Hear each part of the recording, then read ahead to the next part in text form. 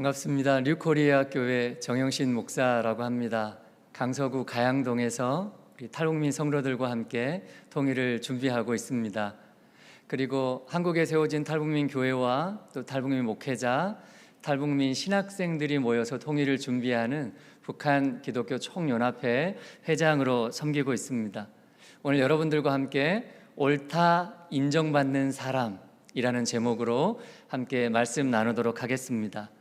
오늘 이 메시지가 오랫동안 기도의 자리를 지켜온 여러분들에게 큰 위로로 다가가게 되기를 바랍니다. 여러분, 두 손을 한번 앞으로 펼쳐 보시겠습니까? 저희가 예배 시작할 때마다 항상 이렇게 인사하고 시작하는데요. 자, 저를 따라 하시면 됩니다. 주빌리에 좋은 일이 일어납니다. 손을 가슴으로. 나에게 좋은 일이 일어납니다. 우리 옆 사람, 당신에게 좋은 일이 일어납니다. 저에게도 축복해 주십시오. 아멘. 함께 예배하는 여러분들에게도 우리의 아버지가 되시는 하나님과 우리의 주인 되시는 예수 그리스도와 또 우리와 늘 함께 하시는 성령으로부터 좋은 일이 많이 있기를 주님의 이름으로 축복합니다. 여러분, 이번 주간에는요, 전국의 많은 탈북민 교회들에서 똑같은 이름으로 특별한 예배가 진행되고 있습니다.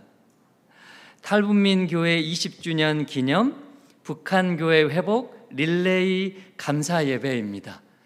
여러분, 올해 9월은요 2004년 9월에 탈북민 교회가 처음으로 개척되고 나서 20년이 꽉 차는 달입니다.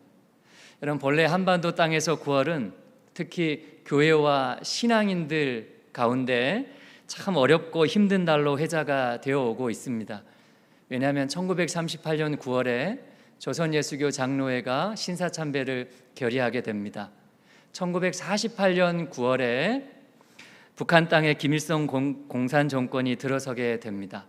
그리고 1998년 9월에 김정일이 2대 독재자로 공식 등장하게 됩니다. 이렇게 9월은 한반도 땅에서 어둠의 역사를 가지고 있습니다. 북한 땅에 공산 정권이 들어서고 교회가 파괴되고 예배할 수 있는 공간이 없어지고 예배를 인도하는 목회자들이 순교하고 예배받을 대상이 뒤바뀐 바로 그것이 9월입니다. 그런데 바로 그 9월에 남한 땅에 북한 사람을 통해서 탈북민 교회가 시작이 됩니다. 북한에서 태어난 사람들이 자유를 찾아서 북한을 탈출하고 남한 땅에 와서 복음을 듣고 목사 전도사가 되어서 같은 북한 사람들을 주님께로 인도하기 위해 시작된 교회가 탈북민 교회입니다.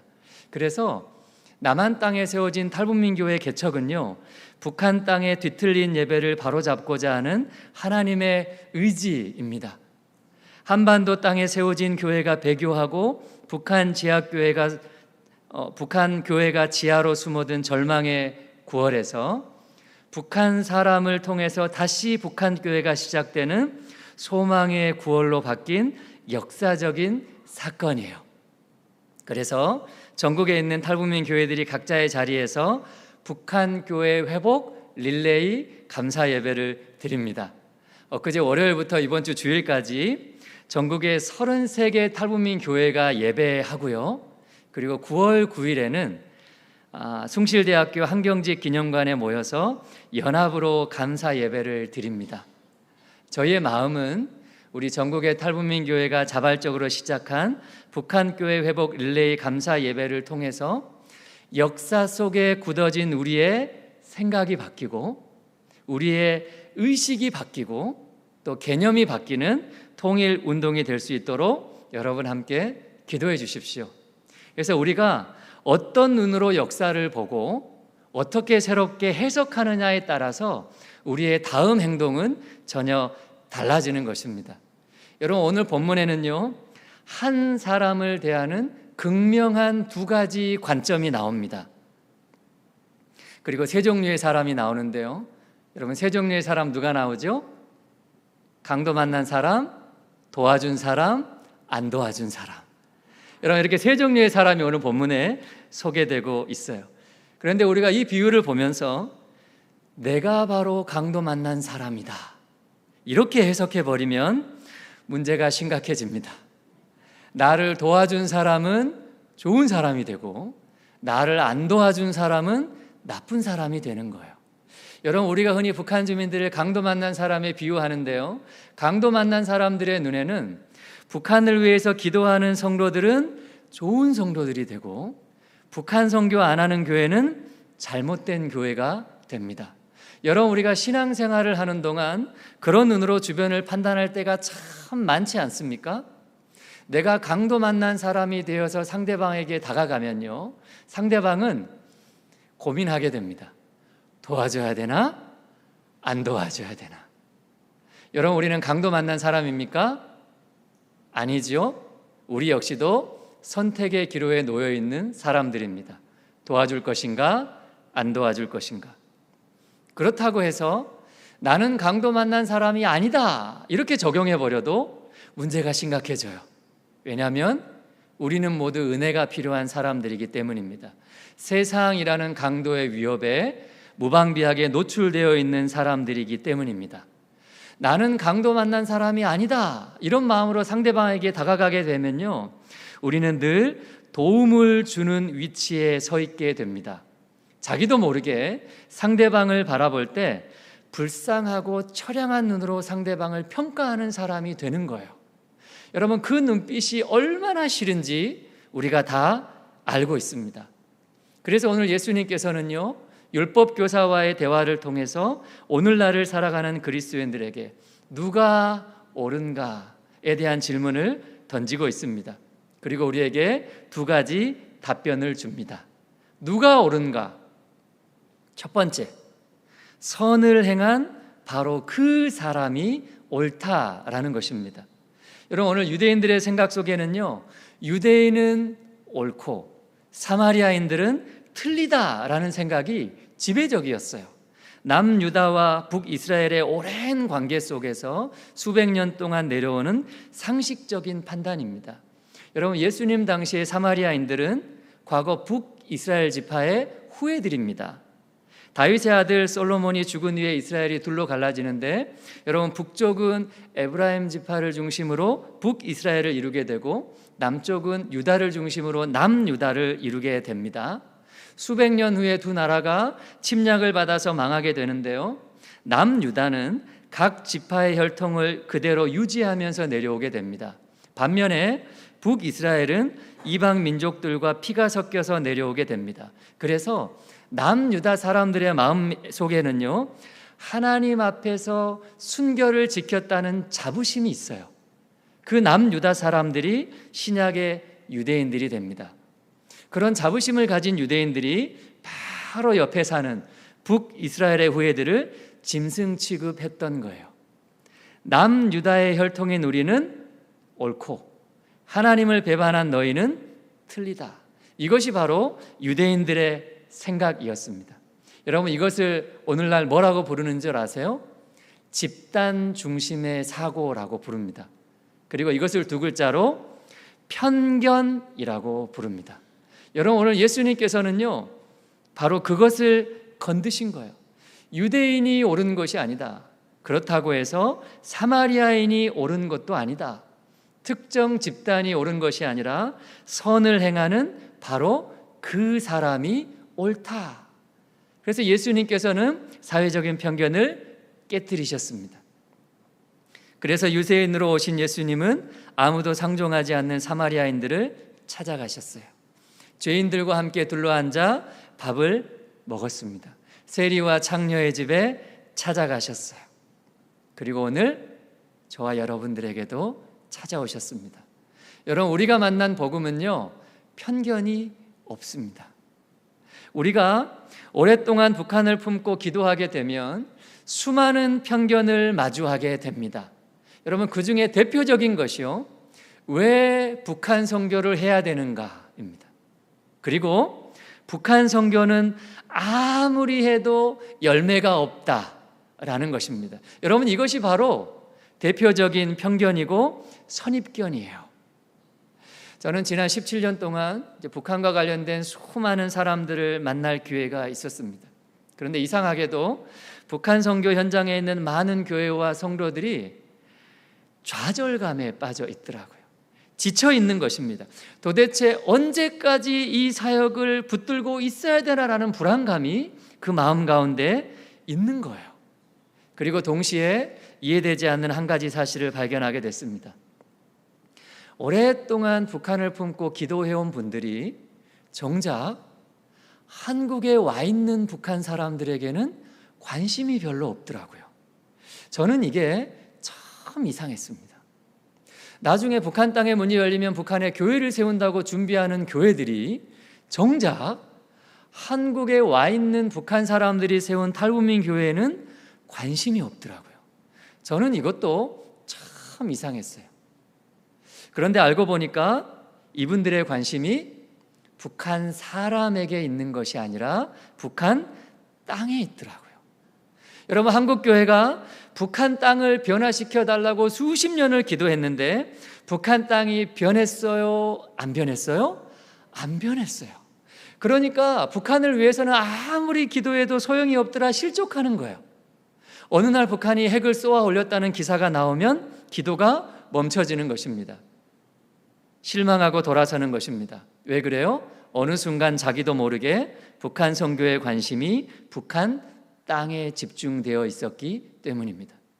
여러분, 그런데 우리가 북한 선교의 열매를 북한 땅이 아니라 북한 사람으로 보기 시작하면요, 이미 우리 주변에는 우리 눈으로 확인할 수 있는 수많은 북한 선교의 열매들이 있습니다. 여러분, 하나님께서 3만 명의 탈북민들을 이 땅에 보내주셨잖아요. 그분들 중에 무려 1만 명의 탈북 그리스도인들이 있습니다. 이분들 중에 신학을 공부하고 목사 전도사가 된 탈북민 목회자들이 최소 200명입니다. 지금 전국의 신학교회는요 70여 명의 탈북민 신학생들이 있습니다. 이분들을 통해 시작된 탈북민 교회가 지난 20년 동안 90개가 넘게 개척이 되었습니다.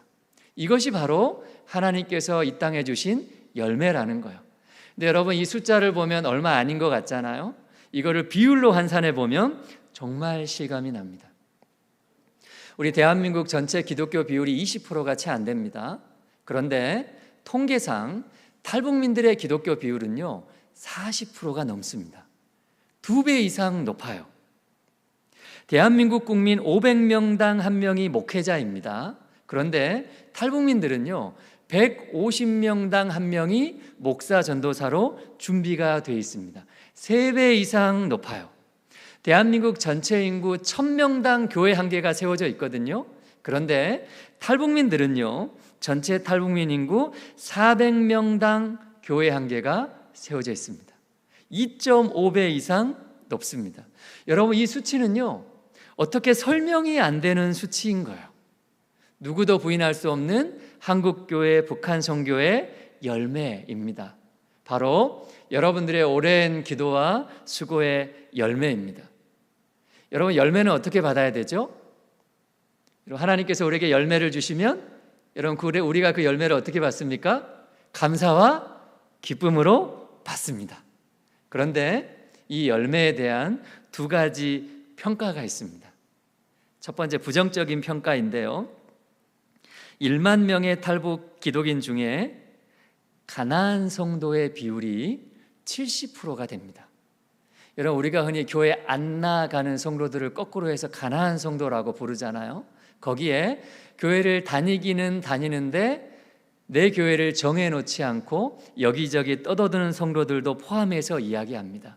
그러니까 나는 예수 믿습니다 라고 얘기하는 탈북민들의 10명 중에 7명이 교회에 안 나가거나 본인들이 섬기는 교회가 없는 거예요.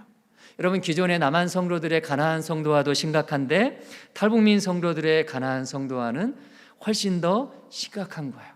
여러분, 신학 공부를 마친 200여 명의 탈북민 목회자들 중에 실제로 현장에 남아있는 분들은 60% 내외입니다. 그러니까 한국에 와서 복음을 받고 소명을 받고 4년 혹은 7년 과정의 신학 공부를 마치고 세상으로 나간 분들이 10명 중에 4명이 된다라는 이야기예요. 지난 20년 동안 탈북민 교회 20%가 사라졌습니다. 그러니까 개척 확인된 것만 92개가 세워졌고 22개가 없어졌어요. 그나마 있는 탈북민 교회들 90%가 미자립 상태이고요. 85%가 목사, 장로, 권사가 평신도 리더십이 없는 미조직 교회입니다. 탈북민 교회 60%가 부교육자 없이 담임 목회자 홀로 사역하고 있어요. 여러분, 이것이 한국교회 70년 북한 선교 사역의 열매라고 한다면 얼마나 암울합니까? 여러분, 그런데 긍정적인 평가가 훨씬 많습니다. 국내 들어와 있는 3만 명의 탈북민들 중에 최소 70% 이상이 복음을 전해 들었습니다. 여러분, 교회의 역할은요, 복음을 전하는 거잖아요. 그 복음을 듣고 회심해서 교회로 돌아오는 것은 하나님께서 하시는 일이에요. 여러분, 교회는요, 이 땅에 들어온 탈북민들에 대해서 최선을 다해서 수고하고 애쓰고 있다는 거예요. 그리고 10% 이상의 탈북민 교회가 자립하고 예배당을 매입했습니다. 여러분, 이것은 조금 이상하지 않으세요? 제가 방금 전에 90%의 탈북민 교회가 미자립입니다라는 이야기하고 10% 이상의 탈북민 교회가 자립하고 예배당을 매입했습니다라는 이야기는 같은 말입니다. 그런데 어떻게 보느냐에 따라서 달라지는 거예요. 여러분, 올해로 이제 탈북민 교회 역사가 20년이 되는데요. 그런데 아직 대부분의 탈북민 교회들이 10년 미만의 개척 교회들입니다. 담임 목회자도 한국 사회가 낯설고 탈북민 성도들도 한국 생활이 낯섭니다. 그런데 그런 사람들이 모여있는 교회 10% 이상이 자립했다는 것은 놀라운 성장이라는 거예요. 오히려 가능성을 보여주는 수치입니다. 마찬가지로 탈북민 교회 15%가 장로 권사를 세우고 조직교회 모습을 갖췄습니다. 탈북민 교회 40%가 남북한 출신 부교역자를 초청해서 함께 사역하고 있고요. 출석 성도 100명이 넘는 탈북민 교회가 드디어 나오기 시작했습니다. 그리고 교회 안에서 남북한 성도의 비율이 50대 50에 가까운 교회들이 생기기 시작했어요. 그럼 제가 섬기는 교회는요, 지난 2011년에 탈북민 성도 3명이 모여서 시작했습니다. 엊그제 13년 생일 축하를 했는데요. 13년이 지나는 사이에 우리 교회 성도 구성원이 놀랍게 달라졌어요. 지금 우리 교회 안에는요, 북한 출신, 남한 출신, 중국 출신 성도들이 함께 있습니다. 조선족과 한족 성도들이 같이 있어요. 남한 출신 성도들 중에는요, 북한 선교 헌신자가 있고 실향민 자녀들이 있고, 그리고 북한과 전혀 상관없는 지역 주민들이 있어요. 여러분, 대부분의 탈북민 교회가 북한에서 오신 분들만 모여서 시작하게 됩니다. 그런데 어느 순간 시간이 지나감에 따라서 북한 성도, 남한 성도, 중국인 성도, 외국인 성도, 이렇게 자연스럽게 성도의 폭이 넓어지고 있는 것을 봅니다. 탈북민들이 모여서 시작된 교회가 모든 그리스도인이 함께 예배하는 교회로 확장되고 있는 거예요. 여러분, 나중에 하나님께서 북한 땅의 문을 열어주시고 북한 땅에 교회가 시작이 된다면 어떤 형태의 교회가 시작이 될까요? 여러분, 지금 북한 땅의 문이 열리면 수많은 나라의 그리스도인들이 들어가려고 준비하고 있습니다. 그래서 북한에 세워질 교회는요, 북한 사람을 중심으로 남한의 성도들, 중국의 성도들, 일본의 성도들, 그리고 미국의 성도들, 유럽의 성도들, 남미의 성도들, 수많은 나라 성도들이 모여서 함께 예배하는 교회가 될 것입니다. 여러분, 그것을 한국에서 탈북민 교회를 통해서 하나님께서는 미리 북한 교회를 경험하게 하시는 것입니다. 여러분, 지금 탈북민 교회가요, 탈북민 신학생들을 훈련시켜서 탈북민 교회가 세워지지 않은 지역에 파송을 해서 또 다른 탈북민 교회를 세우기 시작했습니다. 탈북민 교회가 지역사회 소외된 이웃을 섬기고 있고요, 매년 여름이 되면 몽골로 필리핀으로 단기 선교를 떠납니다. 몇 달 전에 특별한 일이 하나 있었어요. 서울 목동에 있는 제법 규모가 있는 남한교회가 다른 지역에 분립 개척을 했는데 그 분립개척하는 교회 담임 목회자로 탈북민 부목사가 가게 됐습니다. 그리고 그 탈북민 부목사를 따라서 수십 가정의 남한 성도들이 함께 따라갔어요. 여러분, 지금 한국에서는 탈북민 교회와 탈북민 목회자들이 양적으로 질적으로 계속해서 성장하고 있습니다. 여러분, 이것이 바로 하나님께서 한국교회에 주신 북한 선교의 가장 실제적이고 분명한 열매라는 것이에요. 여러분들의 기도와 수고가 하나도 땅에 떨어지지 않고 이렇게 결실하고 있습니다. 그래서 우리는 북한을 품고 기도할 때 북한 땅이 아니라 북한 사람을 보는 것입니다. 세상의 편견을 뛰어넘는 거예요. 땅을 보며 실망하는 것이 아니라 하나님이 사람을 통하여 행하신 일을 보고 소망을 품는 것입니다. 여러분, 지금 한국에는요 3만 명이 넘는 탈북민들이 들어와 있습니다. 하나님께서 북한 땅의 문을 여실 때 이분들을 선하게 사용하실 텐데 하나님께서는 과연 이분들에게 어떤 기대를 가지고 계실까? 한번 생각해 보셨습니까? 하나님께서는 과연 북한 사람들과 탈북민들에게 어떤 기대를 가지고 계실까? 만약 저에게 탈북민들의 가능성을 한 문장으로 말해보세요 라고 질문한다면 여러분, 저는 이렇게 말씀드릴 수 있어요. 북한 사람들은 상식을 뛰어넘는 사람들입니다. 여러분, 상식을 뛰어넘는다는 게 어떤 말일까요? 오래전 있었던 일입니다. 제가 전도사로 섬기던 교회 탈북민 목사님이 미국의 한인교회 집회를 다녀와서 저를 이렇게 부르신 거예요. 전도사님, 다음 달에 부시가 한국에 온대. 그러는 거예요. 그 당시 미국 대통령 부시입니다. 부시가 한국에 온대. 부시를 우리 교회에 초대하자. 그러는 거예요. 그래서 제가 마음속으로 이야, 부시 경험만 와도 우리 교회 꽉 차겠다 이제 생각을 했는데, 이제 목사님이 하자고 하니까 예, 한번 해보죠. 초청장을 썼습니다. 그리고 이 초청장을 영어로 바꾸는데 문제가 있는 거예요. 이 편지를 어떻게 백악관에 보낼 것인가? 여러분, 우체국에 붙이면 될까요? 그런데 우리 목사님이 미국에 있을 때 그 당시에 예정에도 없던 크리스토퍼 힐 미 국무부 차관보를 만나고 지금은 돌아가신 백악관 장애인 정책 차관보를 지낸 강용우 박사님을 만나고 상원 의원을 만나고 하원 의원을 만나고 돌아온 거예요. 그러니까 우리가 쓴 편지가 이 사람들을 통해서 백악관으로 들어갔습니다. 그리고 얼마 안 가서 답장이 왔어요. 이런 내용입니다. 초대해 주셔서 감사합니다. 그런데 많은 일정들이 잡혀있기 때문에 이번에는 힘들 것 같습니다. 다음에 기회가 있기를 바랍니다. 더 화이트하우스 워싱턴. 여러분, 미국 대통령을 초대하려고 초청장을 보낸 교회는 탈북민 교회밖에 없을 겁니다. 여러분, 이것이 바로 이분들의 가능성이에요. 여러분, 상식을 뛰어넘는 사람들을 하나님께서 어떻게 사용하시는 줄 아십니까? 상식이 통하지 않는 곳으로 보냅니다. 여러분, 그것이 바로 선교지예요. 여러분, 하나님께서 북한 사람들을 우상의 장벽을 뚫어내는 바울과 같은 복음 전도자로 사용하실 것입니다. 지금 바로 내 곁에 바울과 같은 사람 10명, 100명이 준비되고 있다고 생각해 보세요. 얼마나 놀라운 일입니까? 그래서 우리가 편견을 벗고 하나님의 눈으로 상대방을 바라보기 시작하면요, 새로운 세계가 보이는 것입니다.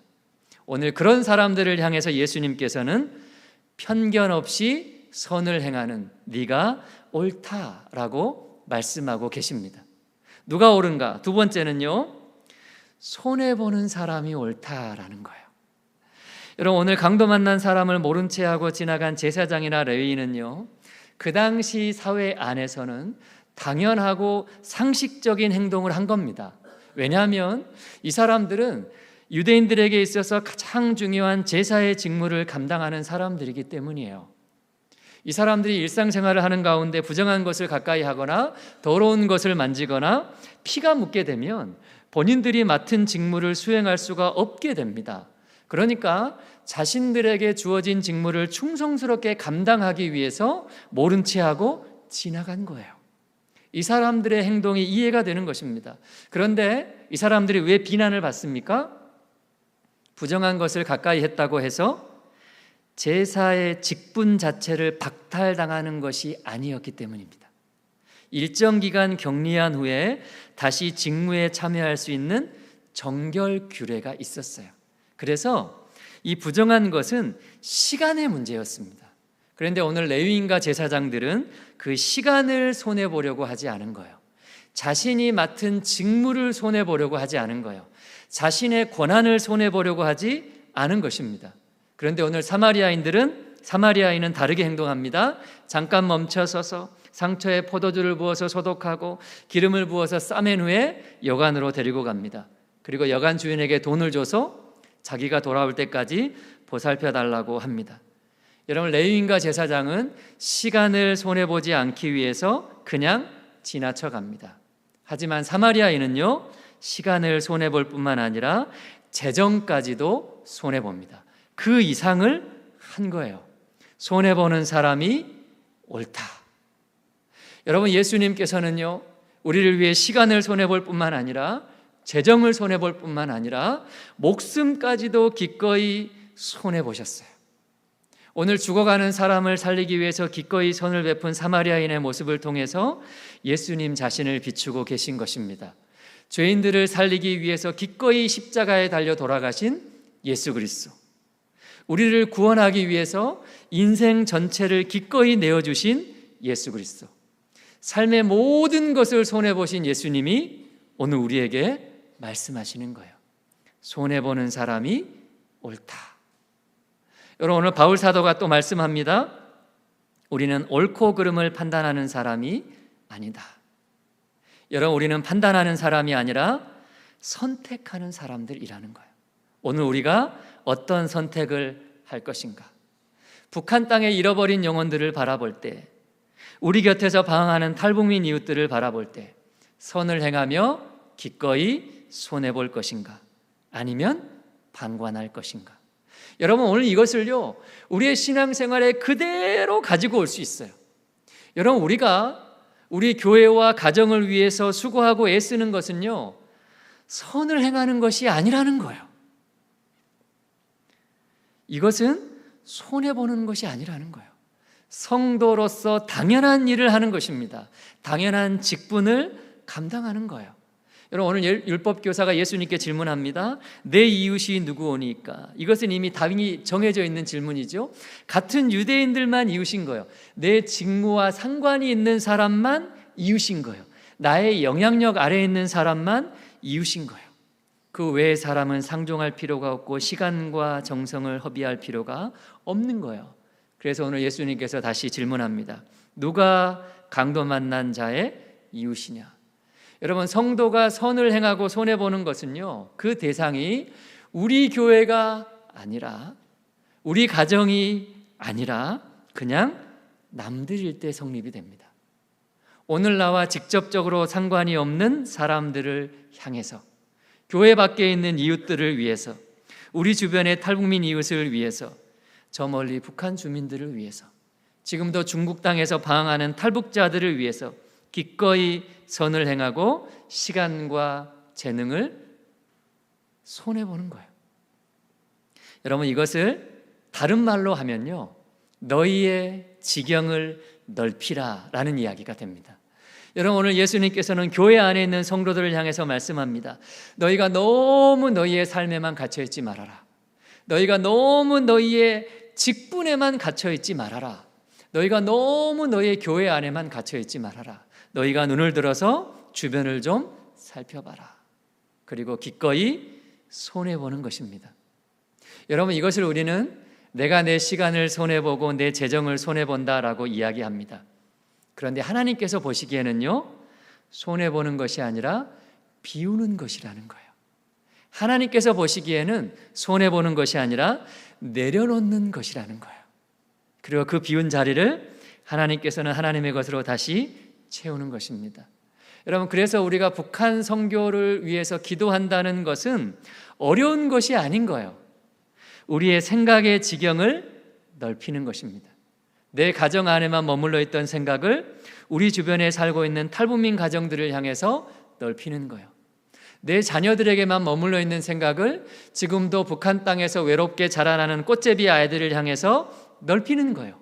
내 교회 안에만 머물러 있는 생각을 하나님께서 이 땅에 세우신 탈북민 교회와 이제 곧 저 땅에도 세우실 북한 교회를 향해서 넓히는 거예요. 내 나라 안에만 머물러 있던 생각을 하나님의 나라와 열방을 향해서 넓히는 거예요. 그럴 때 우리는 불가능한 일이 가능하게 되는 통로로 하나님께서 저와 여러분들을 사용하는 것입니다. 그럼 마지막으로 우리가 행복한 상상을 한 가지 해보십시다. 하나님께서 오늘 밤에 북한 땅의 문을 열어주신다면, 여러분, 우리는 두 가지 문제에 봉착하게 됩니다. 첫 번째, 어디로 갈 것인가? 여러분, 이거를 교회의 말로 바꾸면 북한 땅 어디에 교회를 세울 것인가입니다. 여러분, 북한을 위해 제법 기도하고 관심을 가지고 있다는 사람도요, 북한 땅 어디를 아세요? 라고 얘기하면 네 군데 이야기합니다. 평양, 개성, 금강산, 백두산. 그리고 잘 몰라요. 그럼 북한 땅의 문이 열리면 어디로 올라가서 교회를 세우시겠습니까? 두 번째, 누가 갈 것인가입니다. 여러분, 북한은 정말 춥답니다. 제 아내가 북한 맨 윗지방에서 살다가 내려왔는데요, 제 아내 고향은 한번 눈이 내리면 이틀 3일을 쉬지 않고 눈이 내린답니다. 한겨울에 머리를 칭칭 감고 눈만 내밀고 다녀도 춥답니다. 여러분, 그런 곳에서 살 각오가 된 사람들이 몇 명이나 될까요? 어디로 갈 것인가? 누가 갈 것인가? 여러분, 이 어려운 질문에 대한 해답을 하나님께서 이미 우리에게 주신 줄 믿습니다. 우리 곁에 와 있는 탈북민 이웃들이에요.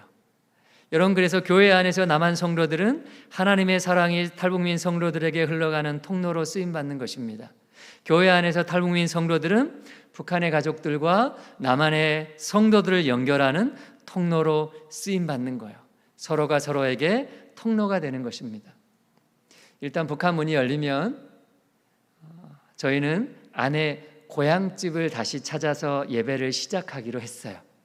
저희끼리 올라가면 허전하니까 한 30명 정도 공동체를 이뤄서 같이 올라가려고 준비하고 있습니다. 그날이 겨울이 아니기를 기도하고 있어요. 마음이 맞는 사람들끼리 같이 올라가서 첫날부터 예배드리고 마을 청소하고 아이들 데려다가 키우고 유치원 시작하고 그러려고 합니다. 여기서 자리가 잡히면 함경북도 선봉으로 옮겨가서 두 번째 십자가를 올리려고 그래요. 아내 증조부가 목회하던 교회 터를 다시 찾으려고 합니다. 여기서 자리가 잡히면 함경남도 함흥으로 내려와서 세 번째 십자가를 올리려고 합니다. 아내 고모부가 예배하던 집터를 다시 찾으려고 그래요. 여기까지 이야기가 됐어요. 그럼 제가 이렇게 얘기하니까 어디 무슨 지방에 내려가가지고 교회 개척할 생각하고 있는 것 같지 않으세요? 여러분, 이 일을 위해서 하나님께서는 우리 곁에 북한 사람들을 보내주셨어요. 여러분, 우리가 착각하면 안 됩니다.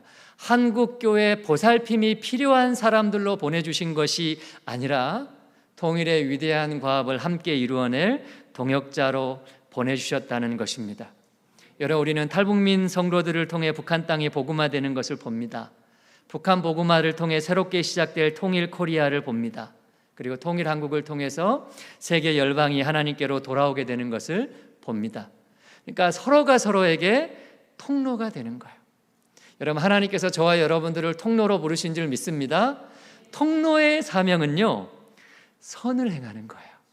편견 없이 선을 행하는 것입니다. 손해보며 선을 행하는 것입니다. 우리가 하나님과 세상 사이를 이어주는 통로가 되면요, 그 통로는 마르지 않는 거예요. 우리가 북한과 남한 사이를 이어주는 통로가 되면요, 그 통로는 마르지가 않습니다. 하나님께로부터 내려오는 무한한 생명수가 우리 안에 가득해서 채워지는 거예요. 그런 사람들을 향해서 오늘 하나님이 말씀합니다. 네가 옳다. 그럼 복음을 가진 자로서, 그리고 특별히 북한을 품고 기도하는 우리가 어떻게 살아갈 것인가 고민하는 우리에게 예수님께서 말씀합니다. 너도 가서 이와 같이 하라. 그럼 그 뒤에 하나님의 칭찬이 있습니다. 여러분, 하나님 앞에 칭찬받는 여러분들 되시기를 바랍니다. 하나님 앞에 칭찬받는 우리 주비엘리안들이 되기를 주님의 이름으로 축복합니다. 기도하겠습니다. 사랑하는 하나님, 오늘 우리가 우리의 마음과 시간을 하나님께 올려드립니다.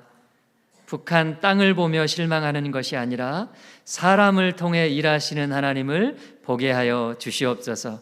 편견 없이 선을 행하며 손해보며 선을 행하는 예수님을 닮은 그리스도인들이 되게 하여 주시옵소서. 북한 선교를 향한 우리의 지경이 계속해서 확장되게 하여 주시옵소서. 예수님의 이름으로 기도합니다. 아멘.